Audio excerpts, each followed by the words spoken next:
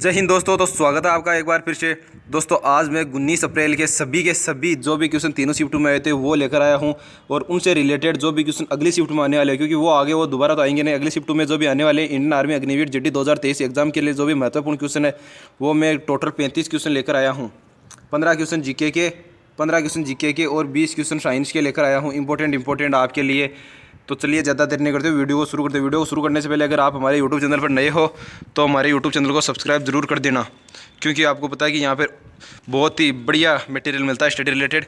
तो चलिए वीडियो को शुरू करते हैं। आपका मैं मात्र 5 से 7 मिनट लूँगा, उसमें आपको 35 क्वेश्चन करा दूँगा। पहला क्वेश्चन है विश्व स्वास्थ्य दिवस कब मनाया जाता है?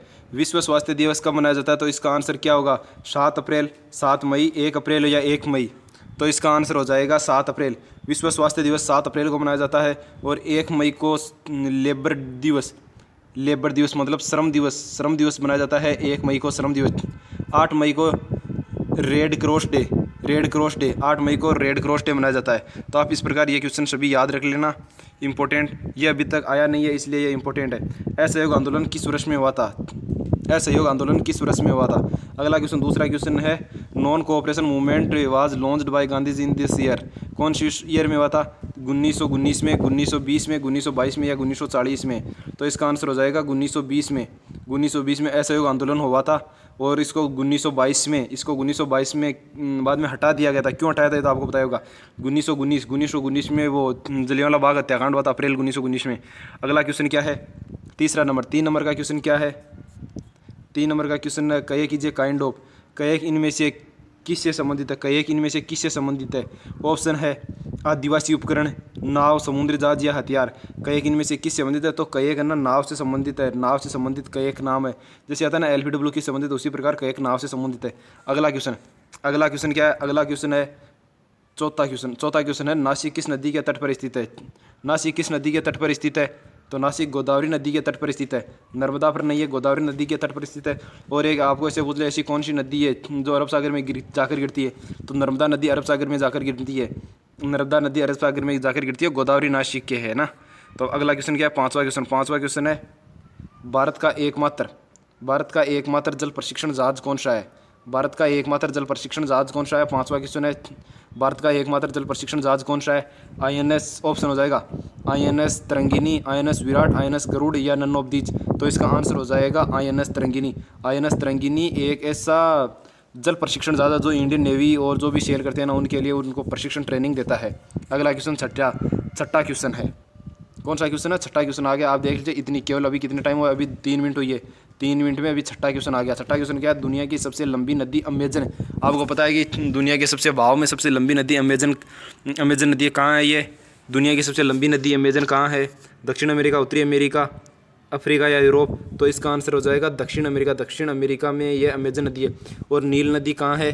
मिस्र, इजिप्ट। नील नदी का तो आपको पता होगा। सातवां क्वेश्चन क्या है? अभी इतने क्वेश्चन हो रहे हैं। कौन सा दस्तावेज भारत की आधिकारिक भाषाओं का विवरण है? मतलब अनुसूची। इसका मतलब अनुसूची, 9वीं अनुसूची, 11वीं अनुसूची, 8वीं अनुसूची, उनमें से कौन सी अनुसूची है जो कि आधिकारिक भाषाओं का विवरण करता है, मतलब भाषाओं के बारे में? तो इसका आंसर 9वीं अनुसूची, 11वीं अनुसूची, 8वीं अनुसूची में से 8वीं अनुसूची हो जाएगा। 8वीं अनुसूची के अंतर्गत भाषाओं के बारे में विवरण किया गया है। पहले जब देश स्वतंत्र हुआ था तो 8 अनुसूचियाँ थी, लेकिन अब 12 हो गई है। 12 अनुसूचियाँ हो गई है, बढ़कर 12 हो गई है। और पहले भाषाएं कितनी थी? 12 भाषाएं थी, इतनी थी लगभग थी। पहले 14 भाषाएं थी, अब 22 भाषाएं बढ़कर हो गई है। और आपको पूछ ले कि 11वां अनुसूची किससे रिलेटेड है? तो 11वीं अनुसूची किससे रिलेटेड है? पंचायती राज से रिलेटेड है। 12वीं अनुसूची नगरपालिका से रिलेटेड है। और पहला संशोधन कौन सा हुआ था? तो पहला संशोधन 1951 के अंदर ये 9वीं अनुसूची का ही हुआ था। 9वीं अनुसूची का ही पहला संविधान संशोधन हुआ था। अब इससे बाहर तो जाएगा नहीं, आपको पता है। 8वां क्वेश्चन, इनमें से कौन सी नदी भारत की सबसे लंबी नदी है? गंगा, नर्मदा, ब्रह्मपुत्र, गोदावरी। तो इसका आंसर हो जाएगा गंगा नदी भारत की सबसे लंबी नदी है। और अभी ये ब्रह्मपुत्र, गोदावरी का तो ये बता ही दिया। अब मैं आपको बता दूं, अभी ये पूछ ले कि दिल्ली और आगरा कौन से नदी की स्थित है? तो ये यमुना पर है, गंगा पर नहीं है, ये यमुना पर स्थित है ना। अगला क्वेश्चन है भारतीय सेना के कमानों की कितनी संख्या है? भारतीय सेना में कमानों की कितनी संख्या है? तो भारतीय सेना में क्वेश्चन है 9वां, भारतीय सेना में कितनी कमानों की संख्या है? तो इसका आंसर हो जाएगा 7। ये तो सब बिल्कुल नॉर्मल क्वेश्चन है। अगला क्वेश्चन 1 मिनट। अगला 10वां क्वेश्चन, इसकी ट्रिक बता दूंगा मैं। जिम कॉर्बेट राष्ट्रीय उद्यान कहाँ है, इसकी ट्रिक बता दूंगा। जिम कॉर्बेट राष्ट्रीय उद्यान कहाँ स्थित है? उत्तर प्रदेश, झारखंड, छत्तीसगढ़ या उत्तराखंड? तो इसका आंसर हो जाएगा उत्तराखंड। क्यों, आपको इसकी ट्रिक बता दूं, क्योंकि इसमें जिम आया हुआ है ना, तो उत्तराखंड वाले ही जिम करते हैं। इसका ये याद रख लो, उत्तराखंड वाले ही जिम करते हैं। तो इसमें अपने आप रह जाएगा जिम कॉर्बेट उद्यान कहाँ स्थित है। और झारखंड में तो वो चलो छोड़ो, अभी टाइम ज़्यादा हो जाएगा। आपको इंपॉर्टेंट क्वेश्चन, सऊदी अरब की मुद्रा, सऊदी अरब की, अगला क्वेश्चन है सऊदी अरब की मुद्रा क्या? तो सऊदी अरब की मुद्रा रियाल है। सऊदी अरब की मुद्रा रियाल है। 12वां क्वेश्चन, 12वां क्वेश्चन क्या है? 12वां क्वेश्चन है स्वतंत्र भारत की पहली महिला गवर्नर कौन थी? The first lady governor of independent India was. Option number 1 विजय लक्ष्मी पंडित, शीला दीक्षिता, सरोजनी नायडू या नन ऑफ दीज? तो इसका आंसर क्या होगा? इसका आंसर हो जाएगा सरोजनी नायडू। सरोजनी नायडू पहली महिला गवर्नर है भारत की, स्वतंत्र भारत की। विजय लक्ष्मी पंडित कौन है? विजय लक्ष्मी पंडित भारत की पहली महिला मुख्यमंत्री है। देश आज़ाद होने के बाद पहली मुख्यमंत्री भारत की कौन सी? विजय लक्ष्मी पंडित। और दोनों कहाँ से रिलेटेड करती है? ये दोनों यूपी उत्तर प्रदेश की है, दोनों उत्तर प्रदेश के। तब तो याद रह जाएगा आपको। 13वां क्वेश्चन है, 13वां क्वेश्चन क्या है? गाइड पुस्तक के लेखक कौन है? गाइड पुस्तक के लेखक कौन है? वी.एस. नायपाल, आर.के. नारायण, टैगोर या चार्ल्स डिकेन? तो चार्ल्स डिकेन नहीं है, टैगोर नहीं है, वी.एस. नहीं है। इसका आंसर हो जाएगा आर.के. नारायण। आर.के. नारायण हो जाएगा। सशस्त्र, अगला क्वेश्चन है 14वां क्वेश्चन। 14वां क्वेश्चन है, अब देख लीजिए आप, इतनी मिनट में केवल 5 मिनट या 6 मिनट के अंदर ना 14वां क्वेश्चन हो जाएगा। सशस्त्र बल के सर्वोच्च सेनापति को कमांडर कौन होता है? ये तो आपको पता है कि राष्ट्रपति होता है। सशस्त्र बल का राष्ट्रपति होता है, ये तो सबको पता है। अगला क्वेश्चन 15 नंबर का क्वेश्चन, 15 नंबर का ये लास्ट क्वेश्चन है जीके का ये लास्ट क्वेश्चन है। जीके का ये लास्ट क्वेश्चन है 15 नंबर। पानीपत की पहली लड़ाई किन के बीच हुई? पानीपत की पहली लड़ाई किन के बीच हुई? फ़ोन भी देखिए आप, यहाँ पे डिस हो गया है। पानीपत की पहली लड़ाई किन के बीच हुई थी? पृथ्वीराज चौहान एंड मोहम्मद गोरी, बाबर एंड इब्राहिम लोदी, नादिर शाह और मोहम्मद शाह, क्लाइव और सिराजुद्दौला? तो आपको बता दूं कि पानीपत की पहली लड़ाई बाबर और इब्राहिम लोदी के बीच हुई थी। कब हुई थी? 1526 में बाबर और इब्राहिम लोदी के बीच हुई थी।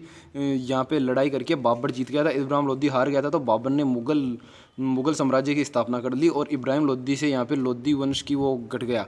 और पृथ्वीराज चौहान और मोहम्मद गोरी के बीच में तराइन का प्रथम युद्ध 1191 तराइन का प्रथम युद्ध, ये है ना, तराइन का प्रथम युद्ध पृथ्वीराज चौहान और मोहम्मद गोरी के बीच में हुआ था 1191 में। और कौन सा है? नादिर शाह और मोहम्मद शाह। चलो छोड़ो, मलेरिया। अब आपके साइंस के क्वेश्चन आ गए हैं। साइंस का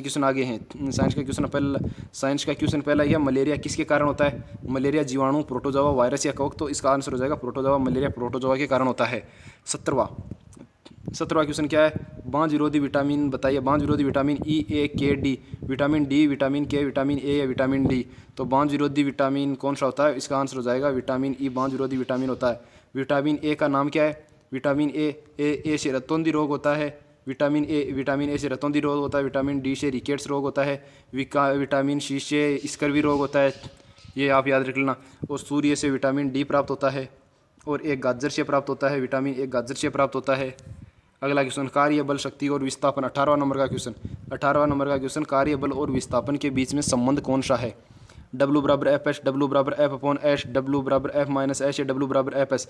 तो W हो जाएगा वर्क बराबर फोर्स इनटू विस्थापन का।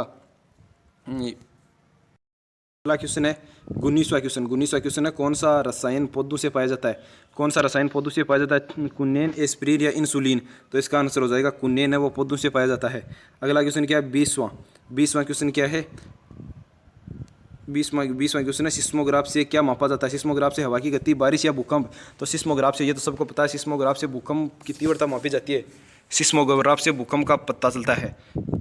अगला क्वेश्चन है, कौन सी गैस सोडा वाटर को तैयार करने में इस्तेमाल की जाती है? Sulphur, carbon dioxide, carbon monoxide या कार्बन? तो आपको पता है कि जब भी आप सोडा पीते हो तो वो उसमें पानी डालने के बाद एक गैस लिए रखता है और उसके अंदर डालता है, तो उसके अंदर बुलबुले उठते हैं, उस गिलास के अंदर बुलबुले से उठते हैं, तो वो कार्बन डाइऑक्साइड के कारण होते हैं। वो आपने देखा होगा कि पानी जल्दी से ठंडा हो जाता है और उसके अंदर वाइट बुलबुले उठते हैं, वो उसी के कारण कार्बन डाइऑक्साइड के कारण होता है। विद्युत प्रवाह किससे मापा जाता है? अगला क्वेश्चन 27वां क्वेश्चन है, विद्युत प्रवाह किससे मापा जाता है? Voltmeter, ammeter, anemometer? तो इसका आंसर हो जाएगा एमीटर। वोल्ट मीटर से वोल्टता मापते हैं। अगला क्वेश्चन क्या है? प्राथमिक रंग कौन कौन से हैं? 28वां क्वेश्चन है, प्राथमिक रंग कौन कौन से हैं? ऑप्शन पहला, लाल, नीला, हरा, नारंगी, नीला, पीला, लाल, नीला, पीला, इनमें से कोई नहीं। तो इसका आंसर हो जाएगा रेड, ब्लू, ग्रीन। लाल, नीला और हरा इसका आंसर हो जाएगा। ये वीडियो आप एक बार दोबारा देख लेना तो आपको कोई डाउट नहीं रहेगा। कोई डाउट नहीं रहेगा आपको। अगला क्वेश्चन क्या है, निम्न में से कौन सा अंग कोशिका का विद्युत ग्रह कहलाता है? निम्न में से कौन सा अंग कोशिका का विद्युत ग्रह कहलाता है? Option A ribosome, mitochondria, lysosome. तो इसका आंसर यही हो जाएगा, माइटोकॉन्ड्रिया है ना, इसका यही आंसर हो जाएगा। अगला क्वेश्चन क्या है, 30 नंबर का क्वेश्चन। 30 नंबर का क्वेश्चन, निम्न में से कौन मानव शरीर के समन्वय गतिविधि को नियंत्रित करता है? हार्मोन करता है, रंध्र करता है, ग्रंथि करती है? तो आपको पता है कि हमारे शरीर में हार्मोन है जो कि हमारे शरीर को कंट्रोल करते हैं। अगला क्वेश्चन, हवा में कितने % CO2 पाई जाती है? तो आपको पता है कि हवा में NO2 नाइट्रोजन पाई जाती है 78%, और लगभग 21% के लगभग ऑक्सीजन पाई जाती है, और हवा में 0.04% CO2 पाई जाती है मात्र और मात्र।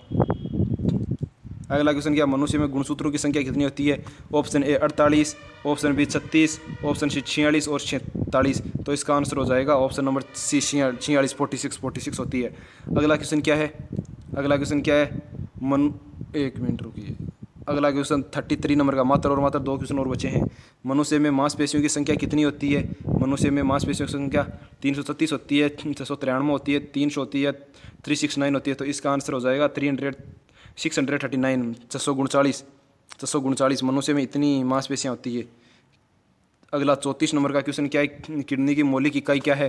Option A nephron, option B neuron, या ऑप्शन सी नेफ्रिटिस। तो किडनी की मौलिक इकाई नेफ्रॉन है। न्यूरॉन तो ये मस्तिष्क से रिलेटेड आ गया, ये तो आपको पता होगा, न्यूरॉन मस्तिष्क से रिलेटेड आता है। अगला क्वेश्चन 35 और लास्ट क्वेश्चन, अभी मैथ के क्वेश्चन इसमें पढ़े हैं, लेकिन अभी देखते हैं कराते हैं नहीं कराते। कौन से जीवाणु दूध को दही में परिवर्तित करता है? ये लैक्टोबैसिलस, ये तो आपको पता होगा, ये तो बहुत सरल लैक्टोबैसिलस, ये दूध दही का आ जाए तो ये लैक्टोबैसिलस लैक्टस ऐसा आएगा, वही कर देना आप। हाँ, तो अब देख लीजिए आप, मात्र और मात्र 9 मिनट में ये पूरे क्वेश्चन हो गए। अभी क्वेश्चन मैथ के और पढ़े, लेकिन मैं मैथ के तो आपको आते हैं, लेकिन ज़्यादा नंबर इनमें कटेंगे, किसमें, साइंस और जीके में। अगर आपको वीडियो पसंद आए तो वीडियो को लाइक और चैनल को सब्सक्राइब जरूर करना। धन्यवाद। भारत माता की जय। जय हिंद जरूर लिखना कमेंट में।